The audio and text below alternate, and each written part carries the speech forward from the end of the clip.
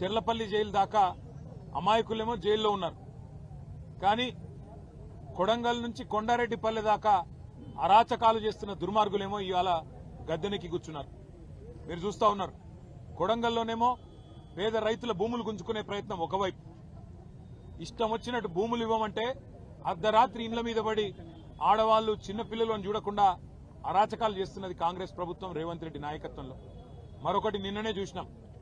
కొండారెడ్డిపల్లి రేవంత్ రెడ్డి సొంత ఊరు. ఒక మాజీ సర్పంచ్ పెద్ద ఆయన సాయిరెడ్డి 85 ఏళ్లు ఇదే రేవంత్ రెడ్డి కోసం మన ఎలక్షన్లో కూడా తిరిగిండు, ఓట్లేయించిండు. అట్లాంటి పెద్ద ఆయన మీద కూడా ఇవాళ పగబట్టి ఆయన ఇంటికి అడ్డంగా గోడగట్టి తవ్వలేకుండా చేస్తే ఆ శోభ, ఆ అవమానం సొంత ఊరిలో సర్పంచ్ గా పనిచేసిన ఊరిలో ఇంతటి అవమానం అని చెప్పి ఆ క్షోభతో నిన్న ఆత్మహత్య చేసుకున్న పరిస్థితి.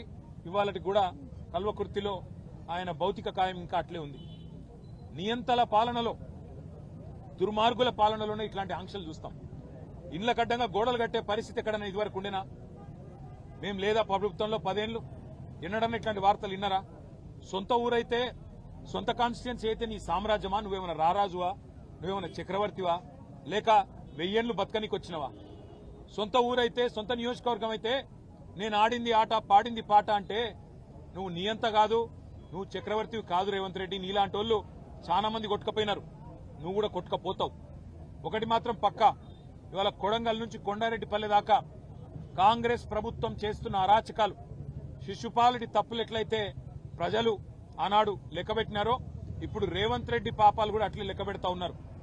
భూ కుంభకోణాలు, ఫార్మా విలేజ్ల పేరిట చేస్తున్న దౌర్జన్యాలు, పేద గిరిజన రైతుల మీద, వారి కుటుంబాల మీద అర్ధరాత్రి బందిపోట్లను పట్టుకునేటప్పుడు పోయినట్టు 100 మంది పోలీసులు పోయి దాడి చేయడం, విచ్చలవిడిగా అధికారం ఉంది కదా అని చెప్పి ఇవాళ సాయిరెడ్డి గారు కానీ, అనుముల గురవారెడ్డి కానీ ఆత్మహత్యలు చేసుకునే విధంగా వారి మీదకి ఒత్తిడి తెచ్చి సొంత గ్రామంలో చేస్తున్న అరాచకం, ఇవన్నీ కూడా పాపం పండే రోజు దగ్గరలోనే ఉన్నది. నీకంటే పెద్ద పెద్ద నియంతలు కూడా కొట్టుకపోయినారు. కానీ నిజంగా కూడా ఇవాళ పట్నం నరేందర్ రెడ్డిని కలిసిన తర్వాత చాలా గొప్పగా అనిపించింది మా అందరికీ. లక్ష్మారెడ్డి గారు, నేను, శ్రీనివాస్ గౌడ్ గారు, మహమూద్ అలీ గారు, లక్ష్మారెడ్డి గారు మేమందరం మాట్లాడుకుంటూ వస్తా ఉన్నాం. అదే నరేందర్ ఎంత ధైర్యంగా ఉన్నాడు, నా కోసం కాదన్నా మా రైతుల కోసం కొట్లాడాడని చెప్పినాడు. మా మహబూబాబాద్ లో మీరేదో సంఘీభావంగా ధర్నా పెట్టినారంటే బాగా చేయండి అని చెప్పి విజ్ఞప్తి చేసినాడు. రాష్ట్రంలోని గిరిజనులందరికీ తెలిసేటట్టు మా గిరిజనుల పంచాయతీ, మా పేదవాళ్ల పంచాయతీ, రాష్ట్రంలో ఏ ఒక్కరికి అన్యాయం జరగకుండా చూడండి అని చెప్పి మాకు ధైర్యాన్ని ఇచ్చి, మాకు ఉత్సాహాన్ని ఇచ్చి, నాకేం కాదు